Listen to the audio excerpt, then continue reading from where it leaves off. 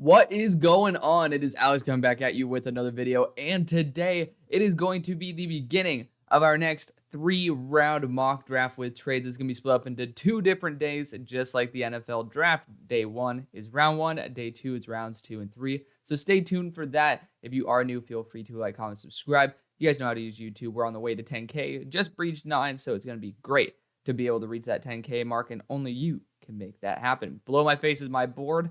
There's going to be a lot of controversial stuff on there, but you know what? I owe you honesty, and that's it. Below that is going to be other ways to get involved with the community, as well as take advantage of our 2 sponsors of the show, Olipop as well as UnderDog Fantasy. Feel free to earn yourselves some goodies by being able to watch the video. So let's get right into this. This is a live mock draft. Again, there's going to be trades in this one. I did just drop a 2-round mock draft with no trades, asterisk. I always have 1 trade in a no trades mock draft because it is what it is. So let's jump right into this. Feel free to check that one out. With the first overall selection, there's a lot of debate as to whether this pick should be traded or they should just go after Marvin Harrison Jr. The real debate should be, is Justin your guy? If he is, then you continue to surround him with super weapons. If he is not, then you might want to move back. So, or you want to select the quarterback there. So I think Justin's the quarterback. He's the guy. You know, for me, I've been seeing him start to continue to ascend over and over and over again this year. I've been continually wowed by what Justin Fields has done. And is he at the place he should be given the day 1 draft analysis? No. But he's probably year 2 or 3 of where we thought he would be when he first came out. And you know what? That's fine. You will still have just about a year left before, you have to start making some very big decisions. And a lot of people will say, go after Caleb Williams, reset the clock. I have said that myself. But what I have seen from Justin Fields is a lot more poise, and it's a lot more comfortability. His dropbacks are not nearly as detrimental as they were at the start of the year. He just must have been trying something at the start of the year because he changed his whole entire form, and it wasn't working. It's working now. So for me, what I want to do is invest the most in my quarterback, with pretty much the majority of the receiving core not necessarily going to be there next year. By the majority, I mean Darnell Mooney, probably not going to be there. If you re-sign him, cool. Still, you still need to get a number 2 wide receiver. It's what you traded, and thank you for this as a Steelers fan, number 32 overall last year for, is to have a bigger-bodied X-build receiver to pair up with DJ Moore. Well, of course, you didn't know about DJ Moore at that time, but still would have been, honestly, a really good combo. Marvin Harrison Jr. is the pick. Long story short, Marvin Harrison Jr. is the pick. I'm not trading out of this spot. Oh, a wide receiver won't go at 1. It has before, and just because it hasn't recently, because the talent hasn't been at that level, doesn't mean it shouldn't. Now, could we have traded back and gotten a Keon Coleman, Malik Neighbors? Sure. You're not going to get somebody who is as fluid, as high floor as Marvin Harrison. And honestly, all you need is to get an extremely high floor player. And the blessed thing about Marvin Harrison is the fact that, 1, he has, genealogy back to Hall of Fame type of talent, but also his ceiling's through the roof. He's a great athlete, super fluid. He's able to even make it work with Kyle McCord. I mean, we'll get into a different discussion another day about whether he should have gotten the Biletnikoff, but his talent is certainly worth it. He's the best talent in college. Marvin Harrison Jr. will now be a Chicago Bear, thanks to Carolina. Pick number 2 for the New England Patriots. I'm going to try something unique here. I think Caleb Williams should be the pick, right? But the whole entire reason I do these mock drafts every single week is, 1, because it's always fun. Like I do enjoy doing these. And 2, you guys enjoy it as well. But 3, it's good to test out different possibilities. And there are rumors that Drake Maye might be the first quarterback off the board. He's not my QB1. He's not my QB2. He's not even my QB3. But that doesn't mean that I'm right. And I also understand that I make these videos so you guys get my personal twist on a realistic mock draft. So I do believe Drake Maye will be going in the top 3. I do believe that he very well might be the first quarterback taken. Therefore, with the potential personality concerns of Caleb Williams, which I don't think they're that great. He's an awkward guy, but Sure, I haven't seen it really step up on the field, but if you really want to opt for this idea, we'll rock it. We'll test it out. We're going to go Drake Maye first. Again, Caleb Williams isn't the, button up your collar, CEO style of leader, but he sure as hell is worth taking as the first quarterback. But again, this is time to be able to explore different options. Drake Maye, he's a great talent, tons of ceiling. It's going to be an upgrade there in New England. He is still worth a first round pick easily. He is my number 21 player in the class. I do like him. Again, there's just an idea. There's a stigma that he might be generational. I'm not there yet, but New England could change that. So I'm very excited to see what happens there. At pick number 3 for the Arizona Cardinals, this definitely will be a trade. Caleb Williams is sitting right here, and a team needs to move up to get him. That team is either going to be the Las Vegas Raiders, which I just traded up for Drake Maye yesterday, spoiler alert, or we could try to make a crazier trade. Now, the question is, how crazy do we want to get? Because New York, they're lurking, dude. They're lurking. They're waiting. And I could totally see it happening because you have all that extra draft capital. It's a shorter range trade as well. I think that would be a very smart move for New York. Of course, I love the idea of pairing up, Jayden Daniels with, I really do like the idea of pairing up Jayden Daniels with his former wide receivers and, being able to exercise some freedom in terms of that. But, Tommy DeVito, he's been taking dubs. Again, for me, I naturally believe that, I think we all know Tommy DeVito's not the future of the team. We all know this is kind of like a Josh Dobbs, Linsanity type of moment where he's performing really well. Again, Duck Hodges brought the Steelers to plus 500, God forbid. So, not going to shit on Tommy DeVito anymore because I think he's done an admirable job. But I think we need to take it with a grain of salt. I do think I want to trade with the New York Giants, though, because as the owner of the Cardinals pick here, getting more draft capital is never a bad idea for Arizona. We're still going to be in striking range of whatever the hell that we want to draft. So we are going to, I don't know what, I'm so stupid. We're going to trade with the Giants. And, this trade specifically, because I do believe it is about 2,800 points versus based after 3, they go down by 200 each. So quick maths, 200, 200, 200, that's about 1,000 points. That's roughly an extra first plus second, like roughly. And there you go. So I do think this is the right move for the Giants. I think it's the right move for the Cardinals as well.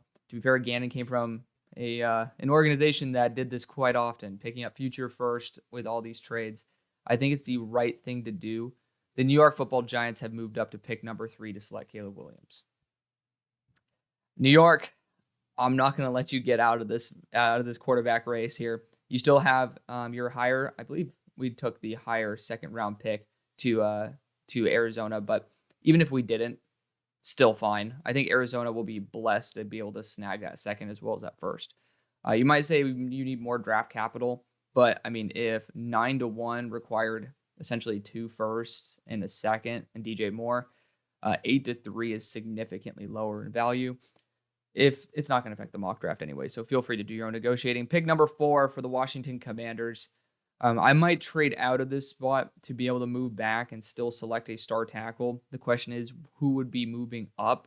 And we could talk about the Raiders moving up for Jayden Daniels because I do think that there is a teardrop after Jayden Daniels.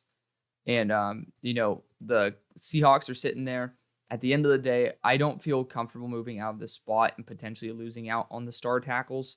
I already know for the Jets as well as for the Cardinals, those are teams I'm likely going to take. Like these 3 teams, very likely going to take a tackle. So you got to do what you got to do in this situation. I normally go Olu Fashanu, but maybe we'll just go with the more high floor guy and Joe Alt here. Kind of zero bust potential, really high end player. Consistent over the past couple of years. Has just pretty much earned his pedigree. Great player. And, he had a couple stumbles this year, but it's honestly quite good to see how a player reacts to stumbling because he ended up succeeding very, very well. At pick number 5 for Chicago, my goal is to get a second round pick out of this. What I actually am thinking about doing is engaging with the Raiders here for a small trade up because I'm getting hollered at heavily by the Atlanta Falcons. The Falcons are saying, bro, we're trying to move up. And you know what? The Bears, they're not going to bite. We're going to make sure that we have a very short range trade here. And what we're going to do sounds a little sinister, but we're essentially going to be flopping some picks here. I don't know necessarily, like maybe you have to toss in a future four into this equation, but what I want to do for the Bears is acquire an earlier second round pick because I don't feel like the Bears are at that point where you need to end up spending those third round picks on certain draft capital. I feel like this is one where you can leverage it properly. So the Vegas Raiders keep the quantity of picks, maybe not 2024 or whatever, but you end up being able to move up and then the Bears improve in quality. And I think the Raiders are in a spot where you could still upgrade with a good linebacker per se or something else at that spot.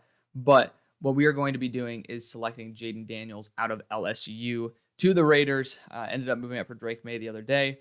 And today we move up for Jayden Daniels. At pick number 6 for Chicago, it's hard to pass on the talent that is available. I actually might be moving out of this spot once again. And looking at teams that could be looking to upgrade at offensive tackle primarily because that's what's available, as well as tight end.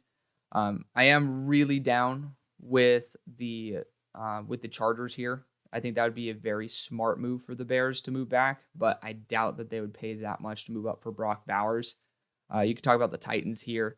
Looking at teams that would be most beneficial from bringing on a player like Brock Bowers, there's just not enough value there to really instigate a trade like that. So I actually might be in the mood to trade up here with the Titans, just a very short range trade in order to secure the top tackle for them. But deep down inside, I don't think the Bears are going to move out of the spot. We got our second round pick. Let's be happy. We're going to select a Jared Verse out of Florida State. I really like this combination. We got our second round pick as well out of this. We got Marvin Harrison Jr., Jared Verse. The defense has been playing phenomenally. And ultimately, deep down inside, I want the Bears to have a legitimate chance to push. And you can see how much more fluid this team is with a high-end defense. And adding Jared Verse is only going to make that perpetual. Like pairing him up with Montez Sweat is going to be a ridiculous combination. The tier 2 of edge rushers in this class, no bueno, but that's the spot where you can bring in some more weaponry. The Bears just have a little bit more flexibility overall in what they can do. Also, Jackson Powers Johnson actually declaring probably going to be what I do with that second round pick because I do want to be able to get the Bears a proper valued center. I don't really feel like you need much more because this team definitely can make a legitimate push. At pick number 7 for the Jets, a lot of people have been wanting to say that we're going to trade this for Devontae Adams. I doubt it. I do know that the Jets might be in the market to snag a wide receiver, and this is not a bad idea to get Malik Neighbors, get some extra separation out there. But in free agency, it's actually a pretty loaded free agency class with receivers that very well might not be taking the bait. So, this receiver class is incredible as well. Like something where you can, like in an ideal world, you could totally bring on, let's just say, Calvin Ridley in the offseason, right? You bring Calvin Ridley in on a 1-year, $15 million deal, and then end up bringing, Jacob Cowing in the third round. And now you have a fully built receiver core right there. That's the way I would go about it, rather than continuing to play this guessing game on what tackle we should have, right? So looking at it, I think for the Jets, we need to arm ourselves at offensive tackle. And again, I do know I've been seeing some pushback here, but also Olu Fashanu is an investment in the future. I'll move Mekhi Becton to right tackle officially. I do know Joe Tippmann's been playing relatively well, and he was a high draft pick, but ultimately I want ABT and Joe Tippmann. I want Joe Tippmann to be the center of the future. I'm going to go Olu Fashanu. The value is too damn good, and just put Becton back to right tackle. Now, Cardinals, we're in a very tough situation right here. It's a good tough situation, but still a tough situation. So I think we did end up snagging. Oh, we actually got the well, that might be our pick, but We ended up just getting the later pick from New York. So sorry about that. I know some of y'all are going to be have your feathers fluffed, a little ruffled there, but that's okay. At pick number 8, we're down to Brock Bowers as well as right tackle Talise Fuaga. Without Brock Bowers is going to be an elite weapon for you. Like that is going to be very true. And you could take a developmental right tackle and develop him for a year and then kick DJ Humphries' ass to the curb. Like, I could totally see that working out, especially since we just armed ourselves with another pick. Like, there is the option to do that. And you're not going to find another Brock Bowers. You're not going to find another Talise Fuaga at that same note. Like, for me personally, I would go with Talise Fuaga here and then, or JC Latham, and then kick Paris Johnson back to left tackle. But if you want to arm this team and actually make a push, then you go Brock Bowers and develop a right tackle for a year. It's up to you. For me, just to change what I did from yesterday, I'm going to go Brock Bowers out of Georgia here to the Arizona Cardinals. At pick number 9 for the Tennessee Titans, this is a pretty easy one. Talise Fuaga is going to be a massive addition. I know the right tackle spot is not as valuable as the left, and take it as you will. So for the record, I'm going Talise Fuaga at 9 to the Tennessee Titans, but Talise has a day 1 impact as a run blocker, and he's actually quite polished as a pass blocker as well. I had him graded as a generational player for a hot second. He's had some issues in terms of, being able to mirror guys properly, but, there's so much potential there. He was my tackle 2 coming into the year, which is, I knew I was putting my balls on the table there, and I'm very pleased to know that that was a good bet to make. But Talise Fuaga is just a spectacular talent that really has ascended to be, in my opinion, the best tackle in the class. I have him right below Olu for positional value. Will Levis is the guy, somebody who I have a lot of respect for. I wasn't over the moon about him coming into the draft, but the key is, if you want to stick around, you'll see how my opinion evolves in the offseason. I love to look at the mentality of a player and see how they work. I fell in love with Will Levis by the end of it. And, I fell in love with most of the quarterbacks. They're all doing really well. And to be fair, most of them are doing really well. So we were blessed with that. But Talise Fuaga, going to be the pick here at pick number 9. Big fan of what you could be having built there in Tennessee. At pick number 10 for the Los Angeles Chargers, this very well might be a position where I move out of because there's a star right tackle on the board that needs to come off. And I'm going to be primarily targeting a corner here. And I don't feel like we need to target a corner here. For everybody who is watching, I am not going to be including Amarius Mims in this. I will continue to say that throughout the video because I always forget to say it at the start of the video. Ultimately, the right tackles in this class are not too bueno. Again, for the Cardinals' sake, we actually do have developmental guys that could play, or that could be drafted there in round number 2. But for actual starter quality, not so much. We could technically move up with the Cardinals, but the last thing we need to do is give them less picks. I'm looking at some teams that need to move up for a tackle, and that's going to be the Bills and the Bengals. I doubt that we'd want to trade with anybody in our own division. But another of the teams, actually surprisingly, could be the Buccaneers here to draft their future at right tackle. Other teams of note, I actually might want to stay in LA and get the LA Chargers a future at right tackle. And I think that's what I'm going to do. It's short enough range where we're still going to get our star guy. And, the Rams, they're a little bit on the decline, so to speak.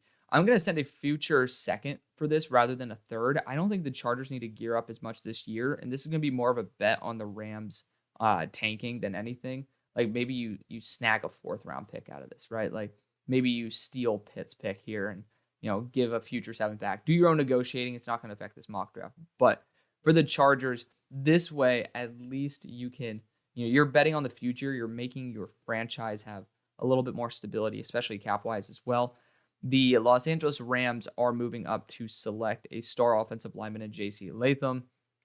I just do believe that you need to focus on the offensive lines and build through the trenches before you start building outwards. And honestly, the Rams have already kind of built outwards. So getting JC Latham is the proper value there. And you keep your picks this year, which I think would be key for a bounce back, even though the Chargers are betting against that. At pick number 11 for the Falcons, looking at the options available, Bo Nix to me is actually a really good fit for the Falcons. I know that y'all do not like hearing that. I know, but he really is a great fit for your system. However, I actually think I might elect to pass on a QB at this point. I think I might arm myself for the future with a quarterback like JJ McCarthy, maybe by trading up to the end of round one. And I'm going to do something interesting here because if I'm not going to take a quarterback here, I already know Bo Nix is going to be a New Orleans Saint. And I love my Saints fans with all of my heart. I am going to screw y'all over. The Seattle Seahawks need to get their quarterback of the future. I know Drew Lock looked good. He did. That's great. Do you really think Drew Lock's the guy? Do you really? I don't think so. So I am going to give the 77th pick in this trade up. Two spots is roughly a third round pick. It's what the Steelers had to pay to move up as well. Seahawks don't have that much draft capital, but ultimately it would be quite funny to spend New Orleans' pick to move up here. But it is also kind of gentlemanly to be like, yeah, you know what? If you're going to give us a third round pick, you could, keep the one right in front of us. They don't really have very many conflicting needs, so it's going to be perfectly fine.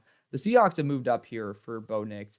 Bo Nix is the third best quarterback in the class. When he's in rhythm, it's very hard to get a quarterback that's better than him. He just needs to get in rhythm first. His mobility is excellent. His throw on the move is spectacular.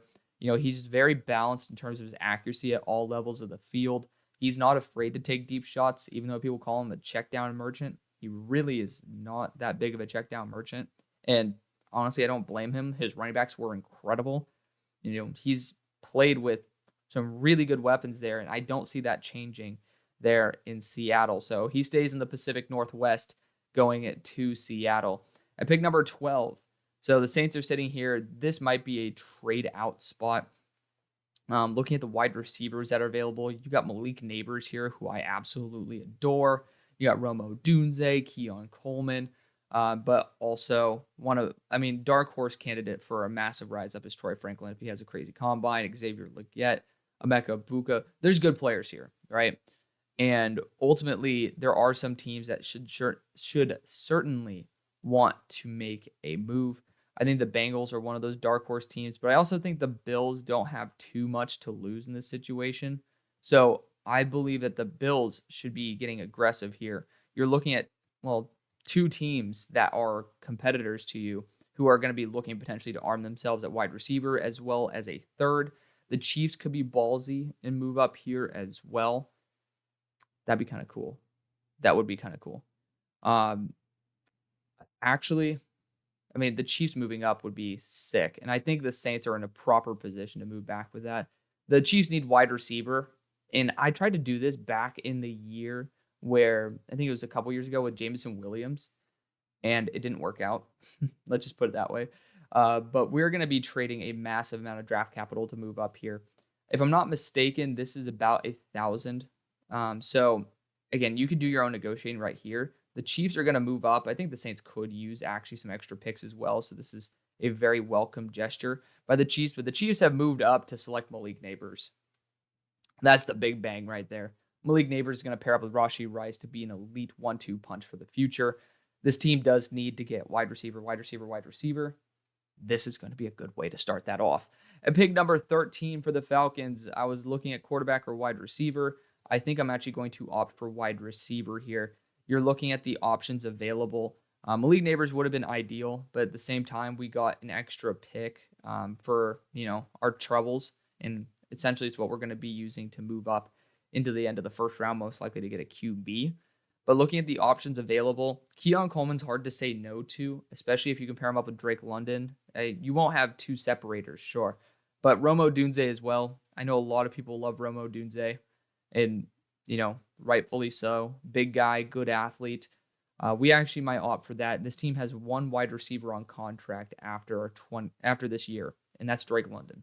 So they are pretty desperate for a wide receiver. Their quarterback is absolute buns, but in this situation, I would be looking to free agency. I would not force a pick on Michael Penix personally. The next guy on my board is going to be Joe Milton or JJ McCarthy, but we are going to actually opt for Rome Odunze here. I love Keon Coleman. I think he's a better player, but Rome Odunze is more complementary to Drake London's skill set, more athletic. I wouldn't want two guys who are not necessarily the best at separation with their overall athleticism. At pick number 14, corner 2 would be the way I'd like to go for the Chargers. However, when you got Jerzon Johnny Newton here, I don't think that the value in the next round is going to be as good as the corners in next round. So I'm going to go after Jerzon Johnny Newton. You're getting the best defensive interior on the board, especially with potentially the departure of one of the edge rushers. You're going to want at least some extra pass rush help on the front.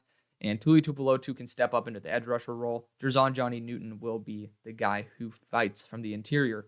At pick number 15 for the Broncos, it really is down to corner and wide receiver for this team. I'm looking at two teams in the AFC that are desperate to go after some wide receiver.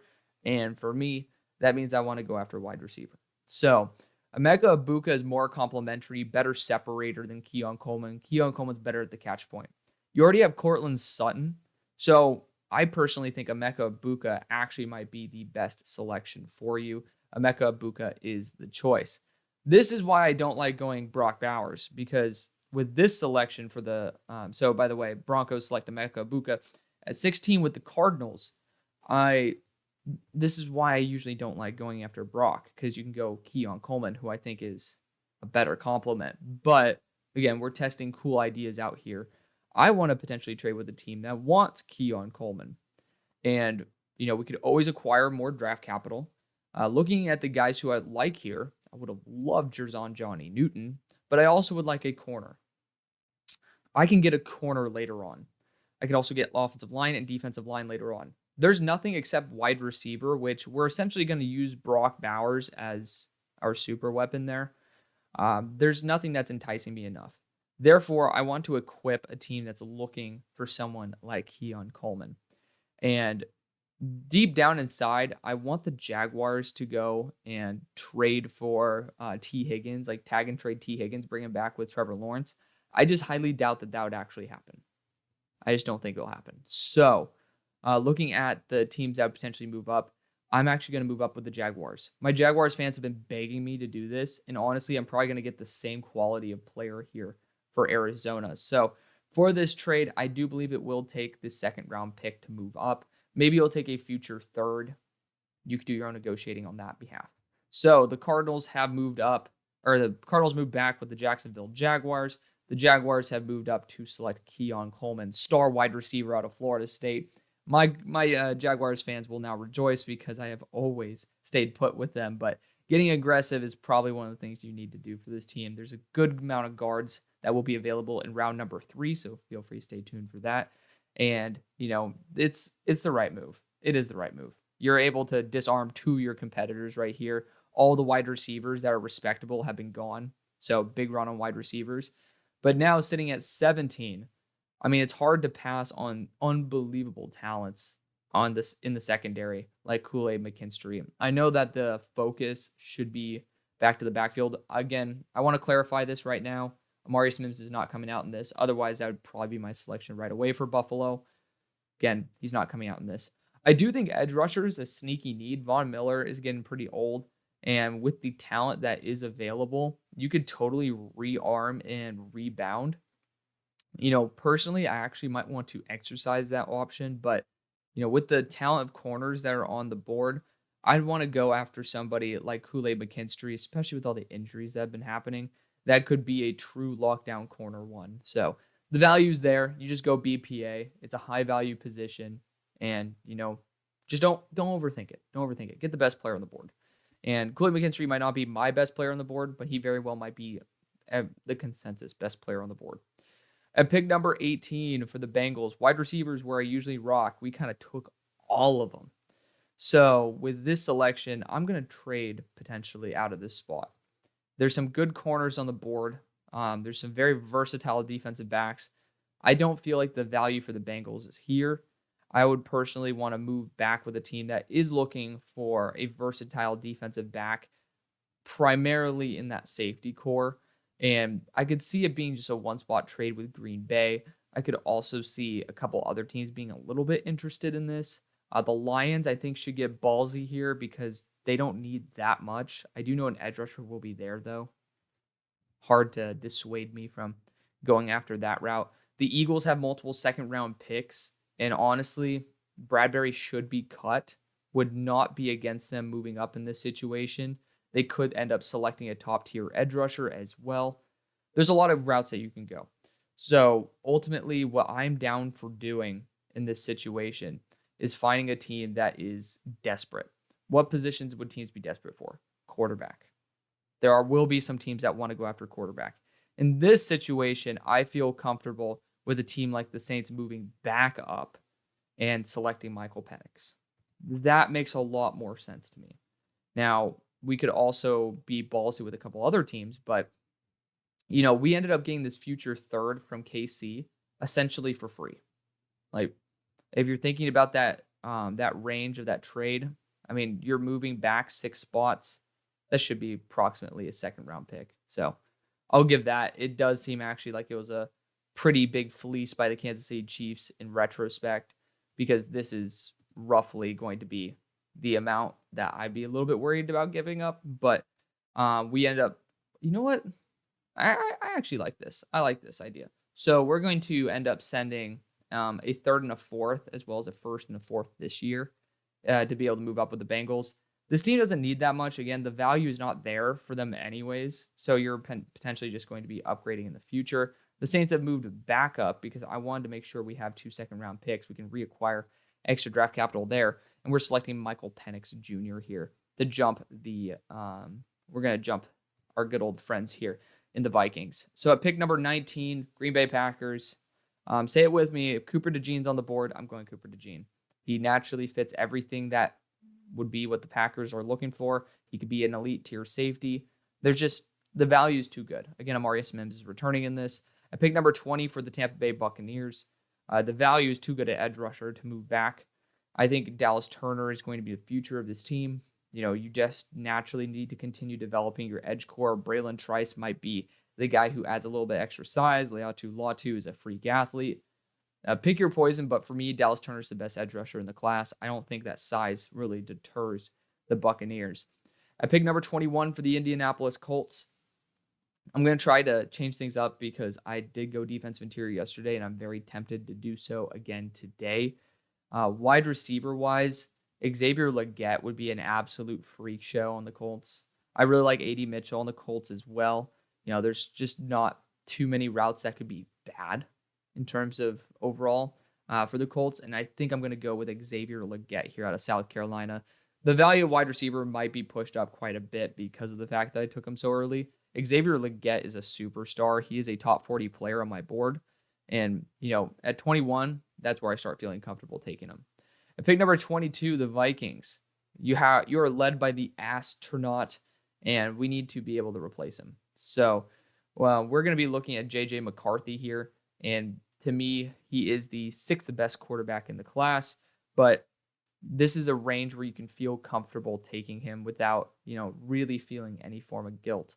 At pick number 23 for the Pittsburgh Steelers, cornerback is going to be the way to rock. I went Terrion Arnold yesterday, and I think I might do it again today because, again, I always go Kalen King, so I'll have this week's pick be Terrion Arnold for the Steelers. His comp for me is similar to JPJ, like maybe 95% of what JPJ is, and he has the same flaws, and JPJ's looked incredible, so we'll just stick him back into the same system that made JPJ work.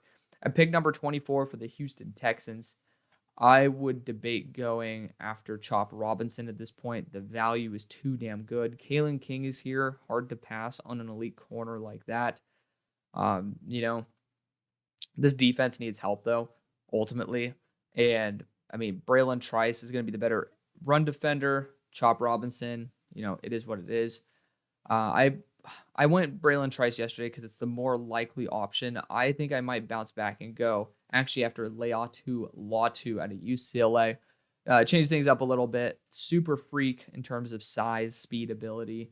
Just, naturally, I don't see it the way other people do because a lot of people are saying he should be a top 10 selection. Feel free to disagree. Feel free to agree. Do your own thing. I picked number 25 for the Bengals at this spot. This is where I feel comfortable selecting an offensive tackle here in Kingsley Suamataia. That's where I used to feel comfortable taking offensive tackles. So we ended up acquiring not the greatest trade back compensation, but ultimately we were able to, sip on the Kool-Aid and, enjoy the fruits of our labor by getting some extra offensive line help. At pick number 26 for the Cardinals, I said I wanted to move back and get corner still. We got some damn good corners, and I want to get someone who's over 6 foot. So we're going to go after Nate Wiggins. There you go. Nate Wiggins, Brock Bowers, first round. That's a pretty damn solid 1-2 punch. Could have went after an edge rusher, but at the same time, you need to go after a corner. Nate Wiggins is a starting quality corner. Also fits a Gannon system really well. Leaving Chop Robinson and Braylon Trice going to the Detroit Lions here at 27. So with the 27th pick, the Detroit Lions select Chop Robinson. High upside edge rusher out of Penn State. He needs to be more consistent. The definition of consistency is Aiden Hutchinson. So it's going to be a great guy to add into that rush. For this, I was about to call them the Steelers. The Eagles. We're not in a great situation. However, the draft position keeps getting better. And you're down to 2 options here. Braylon Trice, which edge rusher could be the route that you should end up going. And we do have, pick number 44. So I think going after Braylon Trice would be the smart idea. And you know why? Because I can almost guarantee you a corner will be there at pick 44, not an edge rusher. We're going to go Braylon Trice, my number 5 player in the class. Unbelievable talent. He has that 265 plus frame that you kind of just are getting rid of in this offseason. And you know what? He's going to be a great backup to Josh Sweat. At pick number 29 for the Miami Dolphins, it's great to see how the offensive line has developed again. Amarius Mims is not coming out in this. Eagles fans, Amarius Mims is not coming out in this. Got to clarify that again. It's a tough spot for the Dolphins. I like Cam Kinchens to this team. I like Tyler Nubin to this team. Kalen King's on the board. I think a team that's very corner hungry should be at least open to moving up for it. You could go Chicago Bears, pair him back up with Jaquan Brisker, which, to be fair, I don't think they played very much together. They were on the same team, but it's tough to pass on a talent like Kalen King. I'm not seeing enough ass teams being worth moving back with because I wouldn't really want to arm any of these 3 franchises with Kalen King. Like, looking at it, I already know that I'll send probably Denzel Burke to the Ravens because that's what I do. Denzel Burke falls. But Kalen King's a blue chip player. And I think a team that is looking for a boundary corner number 1 should get a little bit more aggressive. And one of those teams is going to be the Titans because I don't really think the value, or the Chargers, but you don't want to arm your own competitors, right? So I'm actually going to move up with the Titans here. I think the Titans need to get aggressive. And I'm going to be in full support of it. Ugh. Why do you guys... Oh, man, come on. This is ass. Straight up ass. So that's unfortunate. Well, it doesn't look like we're going to be able to trade out of this spot for a team that wants Kalen King. RIP to that. Therefore, we're going to get the best player on the board. That is not Kalen King. It's going to be Cam Kinchens. You need a safety number 2 that's actually quality. It's a way to continue making sure that people don't get shot plays on you. And, at the end of the day, Cam Kinchens is a great safety. Has not declared yet, but he has not declared that he's going back to school as of the recording of this video. At pick number 30 for the Cowboys. I did this yesterday. I'm going to continue doing this because I really love the idea. Jordan Morgan needs probably 1 year development, but he can start away if need be. So this is going to give you a great contingency plan in case of Tyron Smith saying bye-bye. If he doesn't, you're still getting a high-quality player. At pick number 31 for the San Francisco 49ers. Graham Barton's a guy who I would really love to potentially take on this team. I do think offensive tackle still with Tyler Guyton is a potential option there. But regardless, when you have Kalen King on the board, you can't let him slide. Kalen King will be the selection for the 49ers. And ending off the first round, the Baltimore Ravens are sitting here, sitting pretty. And you know what? Corner is probably the way that I think is the best option for the value. Could definitely trade out of here as well and, snag a Kamari Lassiter. Let's see. Who else is on the board? I want to end off this draft with a bang, and I'm perfectly fine ending it off with a cornerback selection. But Looking at the options, there are some teams that need edge rusher. I actually am going to trade with Washington. It's a short range trade, but Washington Commanders are going to make this move with the Commanders, or Washington's going to make the move with the Ravens. They're going to offer 37th overall pick, as well as the 100th. So the Ravens will have another pick on day 2. So the Commanders have moved up, and with this selection, the Washington Commanders are selecting JT Tuimoloau, edge rusher out of the Ohio State University. That is going to be the video. Thank you so much for watching and supporting the show. As always, stay tuned for round 2 or day 2, rounds 2 and 3 tomorrow. See you on the far side. Peace.